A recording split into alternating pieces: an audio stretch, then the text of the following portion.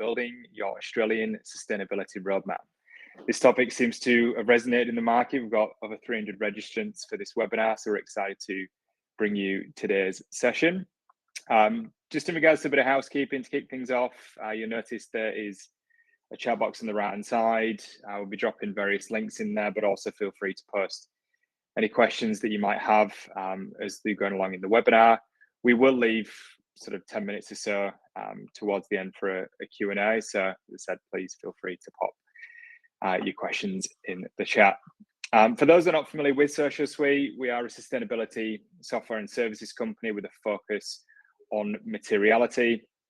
I have the pleasure of working with over 150 organizations through that process. And it is something that we're doing on a regular basis. So each month we are releasing these webinars. So if it's your first time that you're tuning in, feel free to jump on our website. There's a webinar section on there and you can catch up on the previous sessions. I will also drop the link shortly into the chat if you want to click and save that into your favorites as well.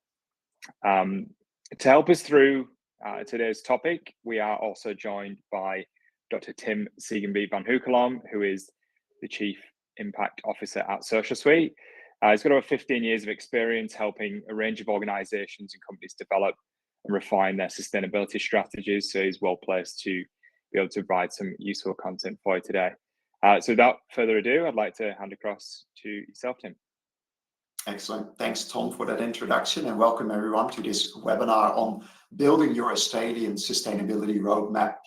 So what we're going to do today is we'll very briefly talk a little bit about sustainability and why it's important. But the fact that you're here already means that there's some degree of understanding that we need to do something on sustainability and it is important. So the majority of the webinar, we will really focus on that roadmap. How can you create a best practice sustainability roadmap? And then we'll highlight some components throughout that process that are really particularly relevant to Australia, but also at the end, I do want to kind of really have a focus on that, like what do Australian companies need to be aware of in terms of that sustainability and ESG landscape that is quite quickly evolving and emerging from a compliance perspective. That's the outline. Let's quickly start with sustainability. What is it? Why is it important? Going back to some definitions around sustainability, you'll find that it can mean a lot of things in a different context to different people and stakeholders. So we go back to a really early definition from the late 80s about sustainable development from the Brundtland Commission that is about effectively meeting the needs of the present without compromising the ability of future generations to meet their own needs. Then a bit later, with the Sustainable Development Goals, which came out of the Millennium Development Goals, they're really kind of more of a broad global call to action to end poverty, protect the planet, ensure that everyone enjoys peace and prosperity with a time frame around that. But from a corporate perspective, from a business perspective, I think the triple bottom line, coined by John Elkington in 1997, is probably the most apt one to really look at that simultaneous pursuit of economic prosperity, environmental quality, and social equity, or in some cases, really better put as doing good business that equally benefits people, planet, and profit. Now, with that in mind, why is that important then? Now, there's two, I think, really important ways of looking at it, and I'll kind of borrow a little bit here from Aletta Boshoff at BDO, who's really kind of done some really good work on this as well, looking at sustainability from a strategic imperative or perspective and from a compliance perspective there. And I would generally say the strategic perspective is more the proactive way of looking at things. It is definitely more strategic, but also you're really kind of to look forward around, what is coming, what can we be doing. It is really more focused on that triple bottom line approach there. And compliance can sometimes, not always, but sometimes feel a bit more reactive. It is that reporting gateway. It's, if that's how you're starting because you have to do it, then you're a bit more forced. And sometimes that's more kind of a lagging way of, catching up to what's required from you. On the strategic side of things, it's often really about access. It's about access to capital, which could be investors, banks, loans. It's about markets as well. It's about your clients, customers, everything related to that internationally. And it's about the workforce, your own workforce, your suppliers' workforce, contractors. It's about employees. It's about people. So there are really three key drivers in which sustainability is increasingly important to businesses. Then on the other end, there is compliance, and that is really generally it's about reporting what you're doing. It's about reporting and disclosing on your sustainability progress. And that could mean in an Australian context on the National Greenhouse Gas and Energies Reporting Scheme, ENGA. It could mean on the incoming Australian Sustainability Reporting Standards, which are likely going to kick in from the 1st of January next year. And it could also mean, even if you are in Australia, that you're affected by other legislation that is not per se Australian, but take, for instance, the European Corporate Sustainability Reporting Directive, CSRD, which is affecting 50,000 companies in Europe, but also a lot of companies outside of Europe are potentially affected by that. So it's important to look at the Australian market in and of itself, at the legislation and compliance and mandated requirements here, but also to keep an eye on that global landscape. Where's your value chain, your supply chain take you, and what could also affect you? We'll look at that a little bit more detail a bit later on. But these are two really important angles to keep in mind, that strategic and that compliance imperative for doing sustainability. So with that in mind, as a quick kind of setting the context, what would a roadmap look like? What would a best practice sustainability roadmap entail? Now, first of all, I would say if you talk to any consultant or sustainability practitioner, everyone's got their own way of framing a roadmap. They often have the same components, but they might be slightly different aligned, or a different place, or a different label that is put on that.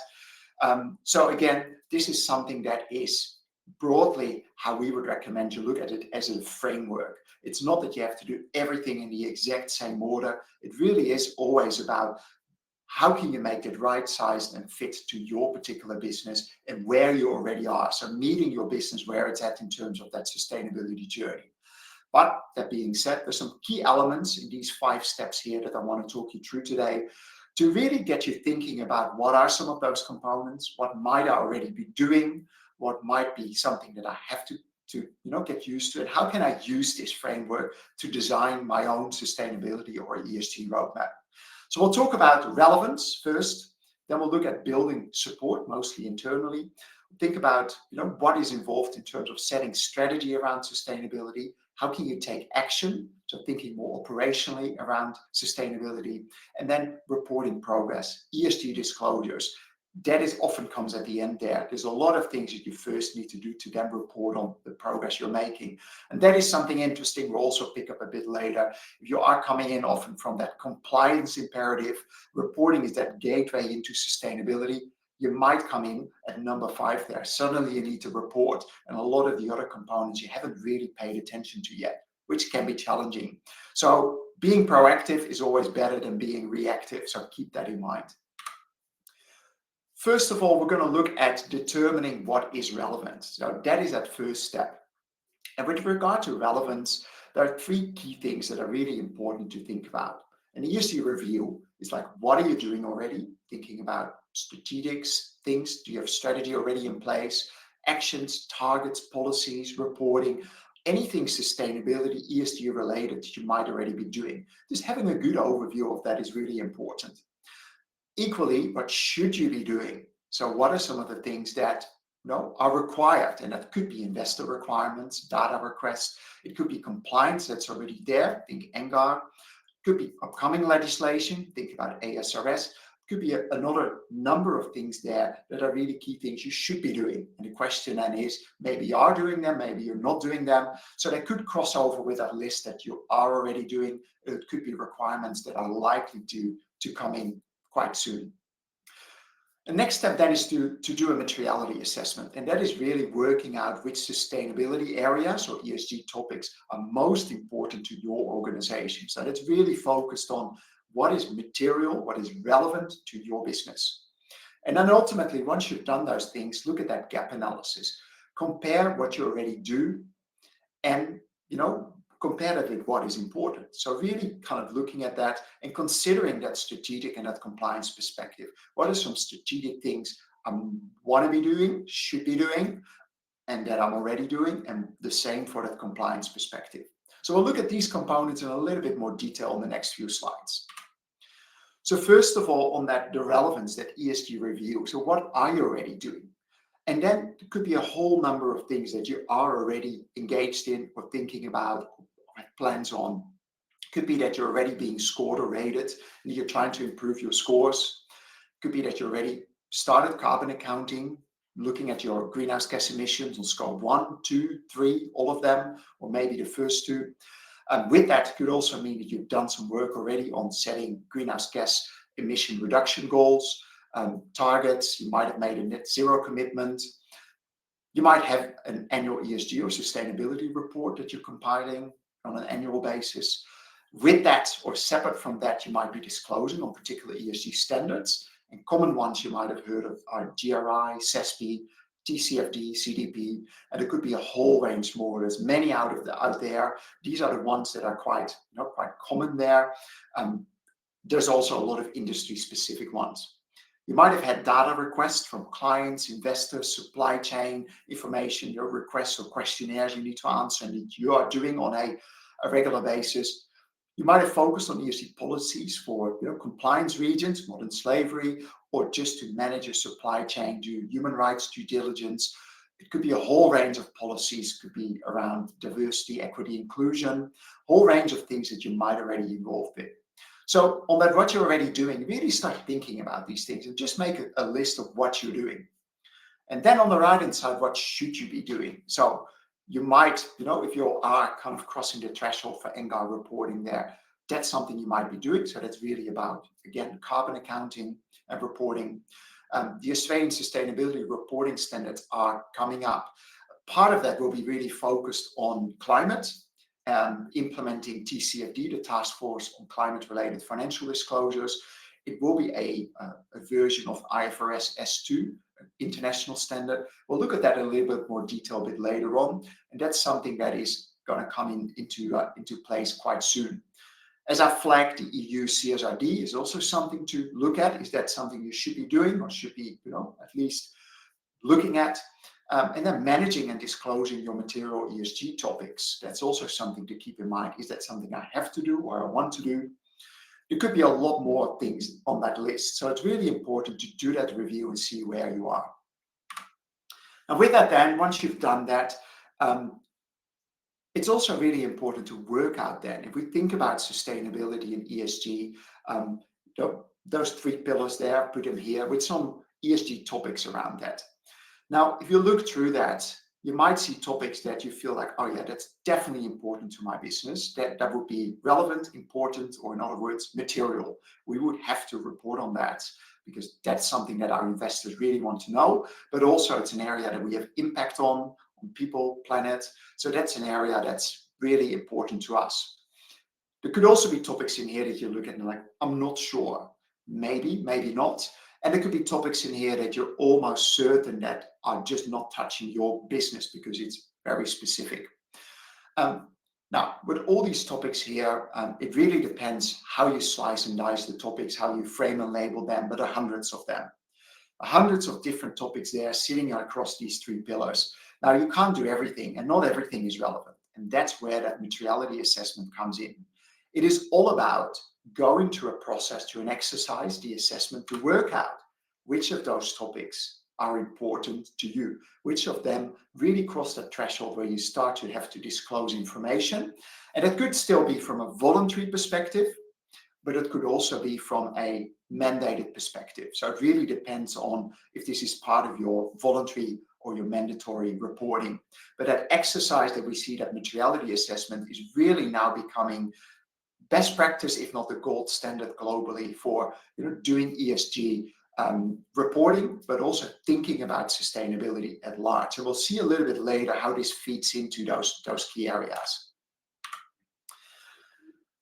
If we then look at that gap analysis, what we've done now is we've worked out on the left here, we see there's a list there of topics under environmental, social, and governance, and I've highlighted 3 of them. So this is just an example list of a company that has done a materiality assessment that worked out there are 3 environmental topics that are material. There's a number of social and a number of governance topics that are also material there. And with those topics now, I need to focus on what am I going to do with this list of topics? How is that going to actually then help me? So if we take here, for instance, first carbon emissions, from a goals and targets perspective, strategically, you could say, well, we've made some commitments already. Net zero by 2040. We're going to cut our scope 1 emissions by 50% by 2030. So there could be some goals and targets already that you can, when you do that gap analysis, say, hey, that's something we're already doing. And then you link that then directly to a topic that is material to your business. You can also look at your operations and your practice, like on the action side of the things you're doing actually, which is linked to this topic again, and likely also linked to those goals and targets, which could, for instance, be replace all diesel generators with solar arrays and batteries. So in doing that, you could actually bring down some of your GHG emissions and meet those goals and targets. Ultimately, then, you also want to report and disclose on where you are in terms of those carbon emissions on that topic. So you could be disclosing annually your GHG emissions in scope 1, 2, and 3. Now, then also, you want to look at, from a compliance perspective, what is coming up there. I've now worked out that a particular topic, carbon emissions, is material. There are a few things I'm already doing here. And then there is, from a compliance perspective, there's NGAR, which I might or might not fall into. I need to look at their thresholds. And there is ASRS coming in with that climate standard I flagged, S2, where there are also different thresholds that you might or might not be affected by the regulation. So this is really kind of a good way of taking all that information, the things you've collected, the things you're already doing, the compliance that is coming, and your material topics. But you could also find then, if we quickly look at employee development, that you don't have any strategy or goals or plan in place, but you suddenly realize now this topic is material. On an operational level, we have no budget line really here. We do some ad hoc training. So there's not a lot happening there yet.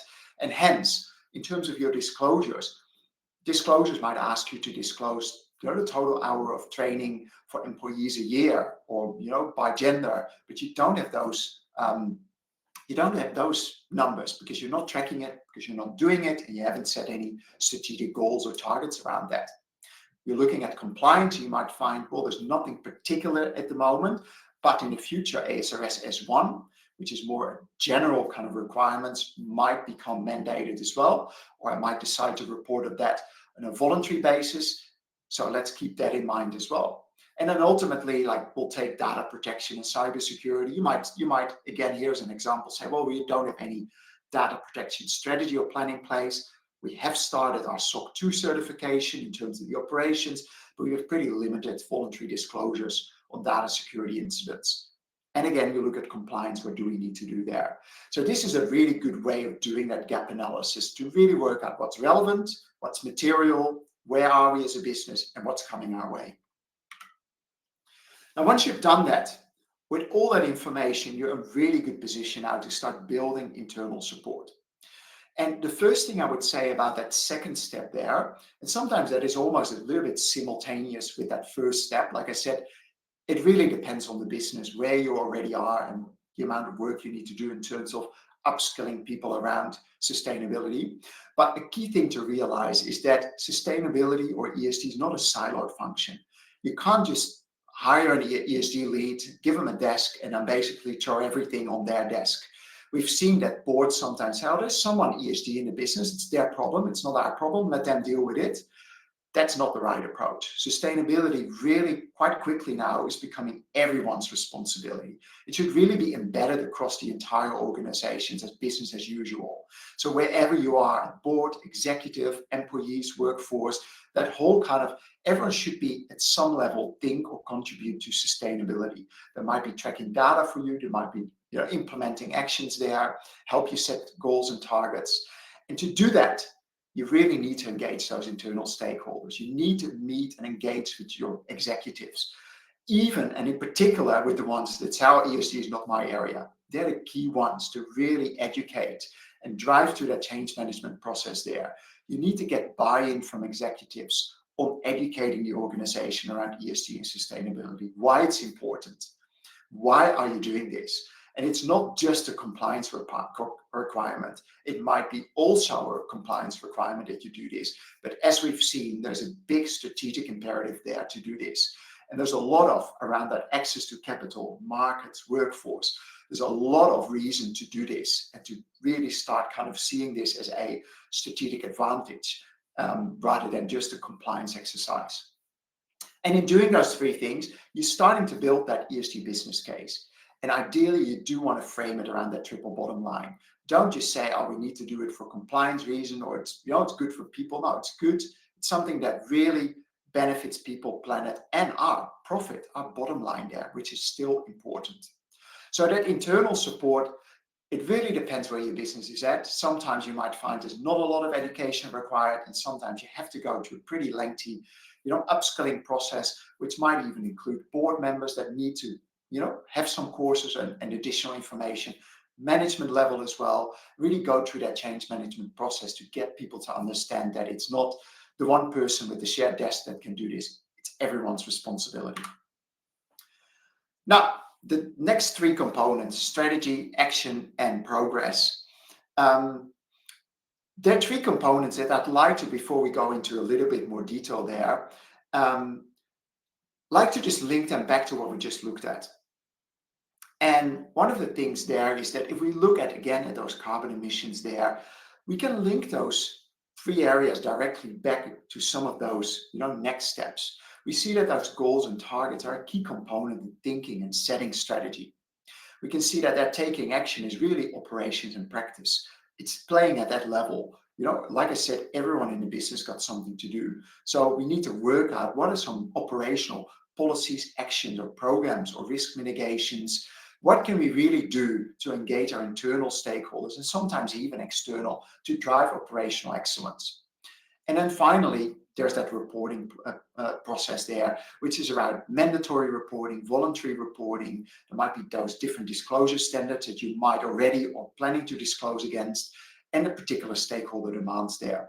So it's really to start to see that whole picture there, that there's a strategic, there's more of a practical action area, and there's a reporting process. Now, it might seem that it's all neatly linked to each other. Generally, you do at the end of the year want to report on your progress, and that's informed by the action and the progress you've made that year, which is again informed by the strategy you've set. And that ESG roadmap generally helps you really to plan out your actions over the year, to plan out your reporting as well. So this is a high-level overview. And in all of this, again, like I said, keep a close eye on compliance requirements. If we look at the strategy component then, this is really about focusing your ESG efforts and actions. And ideally, you want to really be mindful that you can't do everything. And so like they sometimes say, strategy is the art of deciding what not to do. And that really goes in this case. So it's really helpful to identify a couple, 1 to 3 focus areas for your ESG program, the implementation. You can't do everything at the same time, and you can't do everything really well if you're trying to do everything all at once. So it's really important to think about this on an annual basis. When you're setting strategy, think about what is the first few priorities that we really need to tackle. Out of your materiality assessment, you might have found that there are, let's say, half to a full dozen of material topics that you want to disclose on or have to disclose on. That is more on that reporting side. But you might find then that there is, 2 or 3 key topics where you really have an impact or can make an impact, or areas that are really top of the list internally for your company, but also externally for your stakeholders, that are really areas where you can have some impact and set some new policies and programs into place. So strategically, it's really important to kind of map that out. Another key component around setting strategy is establishing ESG governance. And again, really think about the key cornerstones here. It's not one person's responsibility. Ideally, you want to look at your board and have a system in place there. It could be a board committee. It could be a regular agenda item on the board agenda.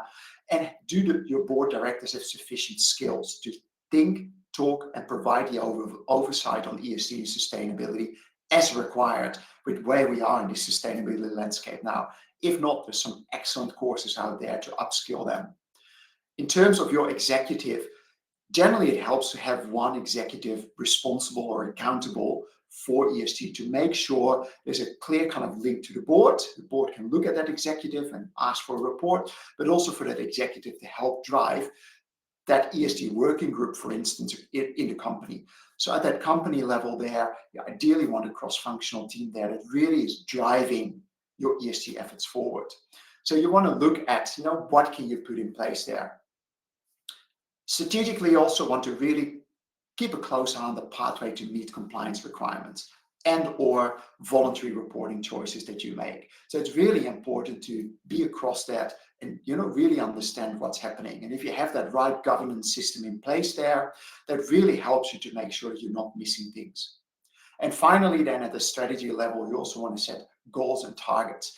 They can then be linked to certain requirements around meeting compliance. They can also be around ESG goals and targets, GHG emission targets, for instance, to reduce those GHG emissions, but also consider board or executive KPIs to ensure that you meet those goals. There are more and more questions from investors or some frameworks as well that ask, are there KPIs that tie board and executive bonus or remuneration to meeting particular sustainability or ESG goals and targets? So there's a whole range of things to think through when you're looking at that strategy. As a next step then, if we think about taking action and really look at building and implementing that annual ESG program. So what are some out of that strategy? What are your focus areas and what can we do this year? What are some really clear actions that we can take? And that could be putting policies in place, running particular programs, really kind of focus on your material topics and your priority topics out of that, but also on compliance requirement. What is coming our way? Do we need to do a whole lot of work on climate? Because we know ASRS is coming into place. We've never done anything on climate. So that will be a key priority to start carbon accounting, to look at, for instance, TCFD and see what's in there, or ASRS S2, and come up with some key areas that we need to take action on. To do that, like I said, it helps to have a working group. It could be some subcommittee, a working group, a committee, whatever label you give it, but make sure it's cross-functional. Have people from around the business in there, because again, it's not a siloed effort. You will need those people to tap into different areas of the business. And make sure then that you also allow sufficient time for actions to have an impact. And this is a really important one. We see that companies often set a strategy. At the end of the year, they jump straight to reporting, or they go from strategy into reporting, and they actually forget to do the work that needs to be done. So it's really important to go from strategy to taking actions, thinking about what are the practical things we need to do so that when we get to the reporting phase, we have the data capture and measurement systems in place, but we're also doing things to actually kind of improve where we are. If you kind of jump into reporting straight away, the first year you'll be reporting numbers, but if you don't do anything, the next year you'll be reporting very similar numbers, very likely. So it's important to keep those three things aligned. And then finally, when you're looking at reporting that progress, really make sure you have a clear reporting plan as part of that ESG roadmap in place as well. Make sure it's right size for your business, for the environment you're operating in, so that means the jurisdictions. So look at compliance in Australia, like I said, keep an eye on ASRS. Look at ESG standards you might already or want to report on. Like I said, GRI, SASB, CDP, your sustainability report, do you have one? If not, are you planning to have one? What will be in there? And any internal progress that you need to report. If you have an ESG governance system in place, likely that working group will report to you the executive that's responsible, and the executive will take that to the board as well. So make sure those systems are in place. Also, really establish realistic timeframes for getting your resources in place and for reporting. So it can take up a lot of time. So really make sure you kind of plan from when is a report due and kind of plan back. When are initiatives, when have we set goals and targets, and how do the initiatives align there? And when required, you sometimes might need to get external capacity, capability, support. And what that means is hiring resources or getting consultants or experts to help you do some of this work. And finally, then remember that reporting is that final step. It's the output of all the other things there. So be proactive, run yourself through all those steps, rather than being reactive just to compliance. It will put you in a much better position. And I've tried to outline that a little bit here in terms of that materiality assessment. That is often where people start. That is that strategic start, working out what is important, looking at what is relevant there, and then working your way through from strategy, action to reporting. Whereas if you start late to the game, you suddenly hit with compliance. You need to do, mandatory reporting on ASRS S2. You never really looked into it. You're kind of entering this from what I call the reporting gateway. It's that compliance imperative. You suddenly need to report all kind of things. And then you start wondering, kind of working your way back from, if I'm reporting this, how do I improve? What actions do I need to take? If I'm taking these actions, am I doing this, against a goal or a target, and what's a strategy around that? So kind of you're working your way from right to left rather than from left to right through this. So it's really important to keep an eye on both ends on what's compliance that's coming my way, but ideally being prepared for that. Now, finally, then kind of zooming in a little bit on, what's important in Australia in the landscape here. What do companies need to be aware of? The first one is, as I flagged a few times now, is that Australian sustainability reporting standards. There's two components there. There's a bill that's passing through Parliament. Once that is done, then it's official. But at the same time, they're the actual reporting standards that we're waiting for. Now, there was what I call an exposure draft, EDSR1, that was issued by the AASB, and the feedback on that was that the main component that's really important is that the ASRS, the standards that we'll be reporting on, we really want that to be aligned with where they originate from, which is the IFRS Sustainability Disclosure Standards, and make sure that they align as closely as possible. No one is waiting for Australia taking those international standards and then kind of watering them down or changing them to the degree that if you report on the Australian standards, you don't match up with the international standards. And if for some reason, you need to do that in a different jurisdiction, you keep reporting for different jurisdictions. So ideally, we want to end up in a place where the ASRS, if you report on that, you're effectively also reporting on the IFRS Sustainability Disclosure Standards. We're waiting for them to be issued in August. And what we'll likely see is, but hopefully, carbon copy as close as possible. IFRS S1 will become ASRS S1, the general requirements for sustainability reporting. It is effectively a requirement to do materiality assessment and disclose on those material topics. So we looked at that early in the presentation. In Australia, it's likely that initially will be a voluntary standard. So it will be there, it will be issued, but you don't have to do that every year from a compliance perspective. Like I said, from a strategic perspective, it's a very smart thing to do. If we looked at IFRS S2, which is the first more like topical standard that was issued by the IFRS, that will become ASRS S2, and it is about climate disclosures. That is the one that is likely going to be mandatory in Australia, and that is the effective implementation of TCFD. So it requires very similar reporting to TCFD. So what you can do is a gap analysis if you're already doing TCFD, and just look at IFRS S2 or ASRS S2 once it's issued, and just do that mapping and see where are my gaps. If I've done TCFD, what do I need to do in addition here? Likely it's not a lot in addition, but it's really important to look at that. So this is the main kind of legislation coming in. Two standards there. We know that the IFRS internationally are building their S3 and their S4. There will be on workforce and biodiversity and nature. So all those things will be coming later as well. Then finally, and this might be less relevant to Australian companies, but it is quite important to touch upon. Globally, you could say that the European Union is the standard setter, the front runner on sustainability in terms of legislation in particular, but also in terms of actually implementing and doing it. Their CSRD, their Corporate Sustainability Reporting Directive, is requiring the first reporting over 2025. So a lot of companies have already issued a first trial report to work their way through it. CSRD reporting now shows from those first reports that it's 2 to 3 times more effort and time that goes into it. So it's a lot of work.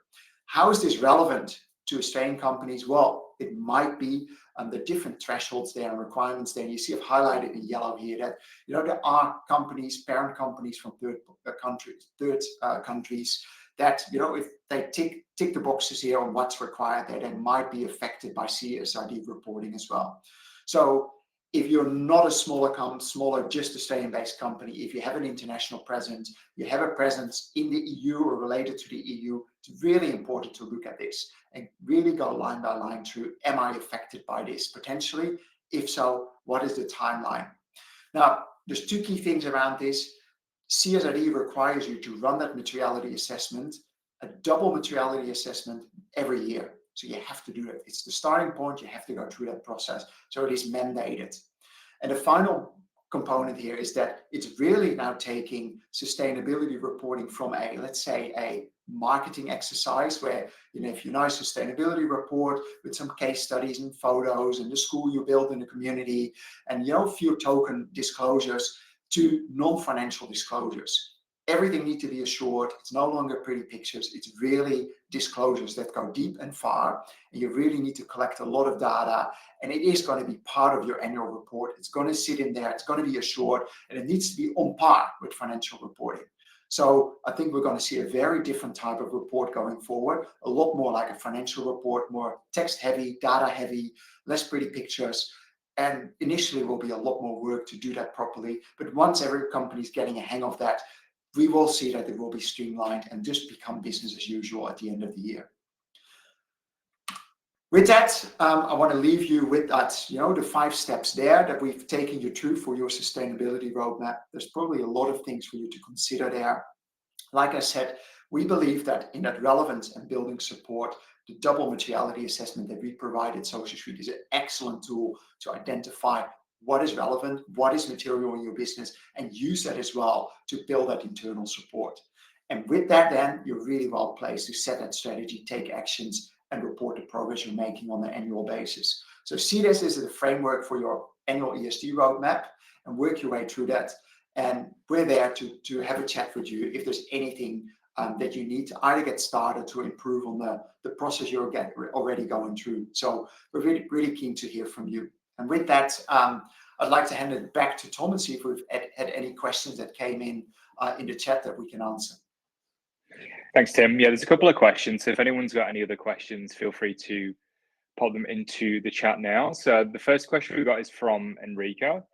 Just asking, is there any strategies on how you can get buy-in from executives, especially when this isn't necessarily mandatory? Brian did do a good job of answering that question, just sort of saying you've got to position it from a strategic imperative. What are the benefits to your business and your stakeholders? So I don't know if you've got anything further to add to that, Tim. Yeah, it's a really good question. And we see that it really depends where you are as a business. If sustainability is not viewed as a priority, then companies tend to wait till that compliance imperative comes around the corner and they'll have to do something. You could say now the compliance imperative is becoming pretty strong in Australia. From the 1st of January, there will be required reporting from most companies. Unless you're a very small company, you fall outside of the 3 kind of thresholds that they've put up. But a lot of companies in Australia will fall inside. So I would say, first of all, talk to your executives that, it is becoming mandated. There's climate disclosures. You're likely going to have to do that. But with that, use that conversation as well. Use that as a foot in the door there to have that conversation. Say, well, we could be reactive to compliance, but there's also that strategic imperative. Let's look at those kind of strategic components there. How can we access markets? What do investors require? Do we want to be a bit more proactive in this space? What can we do already now? So it's a good way to use the mandated things that are coming your way to have that strategic narrative and discussion with your executives and board as well. Thanks, Tim. Kavinga asks, do councils have to report on ASRS also? I think Kavinga's in New Zealand, so that may differ to Australia, but yeah, it's again, councils is a good question. I would have to look into that. I do know that certain government organizations are likely also to have to report at some point. They have a different process there. This is really about kind of Australian companies, but there's a likely, once this is made compliant, likely some version of that will also be adopted for more government agencies. So at this point in time, I don't think this is directly affecting councils, but it's a good question that I will look into and come back to you. But it is in due course to be expected that also government organizations will be affected by this. Yeah, so I think we'll do some more research into that, Kavinga, and we'll sort of get back to you after the webinar. Rachel's asked, is there a link to Social Suite's double materiality assessment? There's quite a bit of information on our website, Rachel, but if you're interested in seeing the tool or the platform in terms of how that can ease the process, there's plenty of information on our website. I'll also pop my calendar link in the bottom as well if anyone's interested in looking at our tool, understanding how we can help build the roadmap and how materiality feeds into that. Feel free to book a time straight into the calendar. On to the next question, April, are there any compliance requirements relevant to not-for-profits? Again, really good question there in terms of not-for-profits. It depends on how your organization is, established in that sense. I think that in general, all registered organizations could be applicable. This could be applicable to, but there's some very specific details on thresholds and who it applies to. So again, I would say it's really important to look at the letter of the law there, and also the final bill, still needs to pass through Parliament there. We have a pretty good idea what is in there, but I will come back to that question as well in terms of that compliance requirement, for not-for-profits. Yeah, I think Natalie just mentioned a comment saying she thinks that NFPs are exempt. A question from Darren: the Australian community housing providers have established an ESG reporting standard based largely on the UK standard. Has Social Suite reviewed these standards? We've done a lot of work in the social impact space with the community housing providers, but I'm not too sure if we are across the framework in regards to ESG. But I'm not too sure if that was derived from, I think it was derived from CHEER. I believe that the UK, I'm not sure if that is the particular UK standard referenced here, but the UK is also looking at implementing the IFRS S1 and S2, the ISSB standards that the Australians are implementing on the ASRS. So I think that the UK is doing something similar. If that is a standard this is based on, then largely it will be very similar. So you can kind of imagine that the ISSB, the International Sustainability Standards Board, have set now two standards at IFRS S1 and S2. They're voluntary reporting standards, and jurisdictions around the world are taking them up and implementing them as their own kind of reporting standards. They make sometimes minor changes to that, or sometimes larger changes. Ideally, we want it all to be as aligned as possible. So if that is the standard that the UK that's referred here, then it will be very likely similar to the Australian standards that are coming into place. But it really depends a little bit which UK standard is referred to. But I can definitely look at that and get back to Darren about that. Brian's mentioned a further comment as well. To the question, I think we should give Brian a role at Social Suite, but he's mentioned depends on how the organisation is registered. So if it's through the ACNC, then they're exempt. But if you register through ASIC, you'll have to comply, obviously based depending on sizes, etc. as well. So thanks for that, Brian. Just conscious of time, I think we'll leave it there. Thanks for all the questions and appreciate everyone's attendance. As I mentioned in the chat earlier, we will send out the recording of this webinar along with the slide deck in a follow-up email post this webinar as well. But yeah, hopefully we'll see you all on next month's webinar. Thanks very much.